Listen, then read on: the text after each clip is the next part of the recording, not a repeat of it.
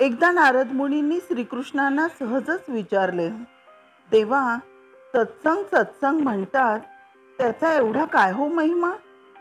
यावर देवांनी त्यांना काही एक उत्तर न देता एका कीटकाचा निर्देश करून सांगितले की तो कीटक तुझ्या प्रश्नाचे उत्तर देईल. नारद मुनी त्या कीटकाला शोधत नरकापर्यंत गेले आणि त्या कीटकाला विचारले, सत्संगाचे काय फळ आहे, तुला माहीत आहे का? कीटकाने त्यांचेकडे एक कटाक्ष टाकला आणि तो मृत झाला.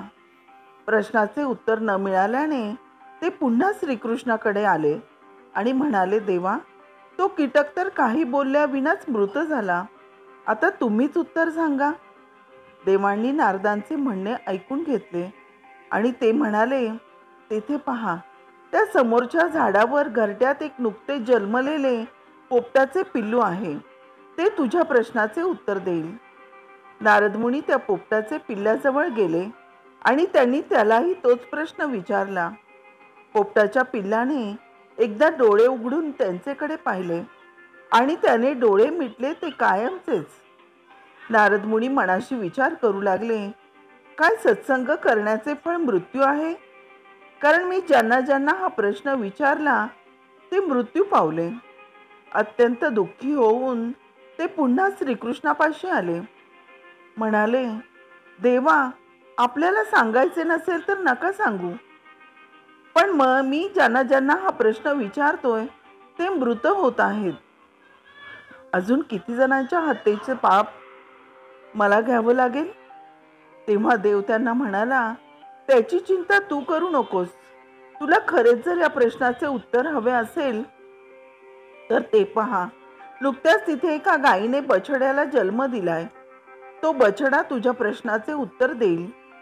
दुःखी अंतकरणाने नारदांनी तेथे जाऊन त्या बछड्याच्या कानाशी लागून त्यालाही तोच प्रश्न केला. त्यानेही नजर वळवून त्यांचेकडे पाहिले आणि ते तेथेच लुढकले. नारद मुनी घाबरून देवांकडे परत आले. तथापि त्यांना पुन्हा एकदा आश्वासित करून श्रीकृष्ण म्हणाले, राज्यात नुकताच एक राजपुत्र जन्माला आला आहे. त्याचेकडून तुम्हाला निश्चितच या प्रश्नाचे उत्तर मिळेल.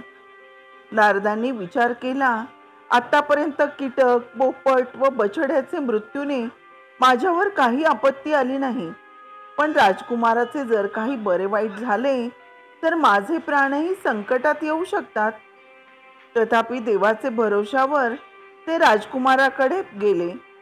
त्यांनी धाडस करून राजकुमाराला मांडीवर घेतले आणि पापा घेण्याचे निमित्त करून हळूच त्याचे कानात विचारले, सत्संगात राहिल्याने काय लाभ होतो?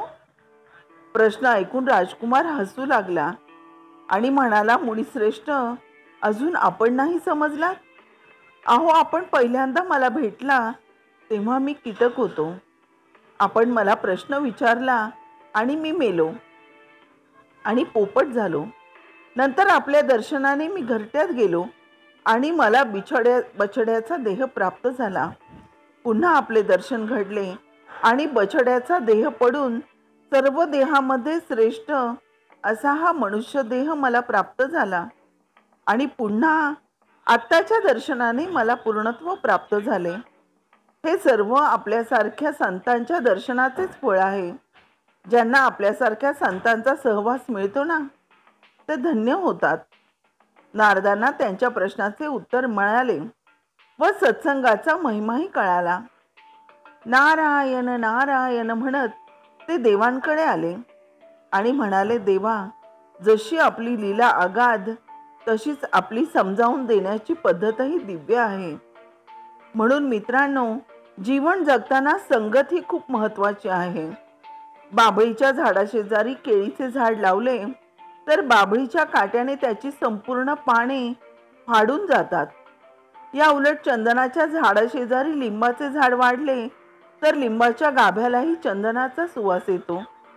ज्याप्रमाणे रामाच्या सहवासात हनुमान धन्य झाला, श्रीकृष्णाच्या सहवासाने अर्जुन सर्वश्रेष्ठ योद्धा झाला. याउलट दुर्योधनाच्या सहवासाने भीष्म, कर्ण सर्वश्रेष्ठ असूनही त्यांचा नाश झाला. आपण ज्यांच्या सोबत राहतो ना, त्यांच्या विचारांचा, राहणीचा, वागणीचा अंमल हा आपल्यावर होतच असतो. संगतीने विचार श्रेष्ठ अथवा दूषित होतात. संगत कशी हवी याचा विचार करायलाच हवा.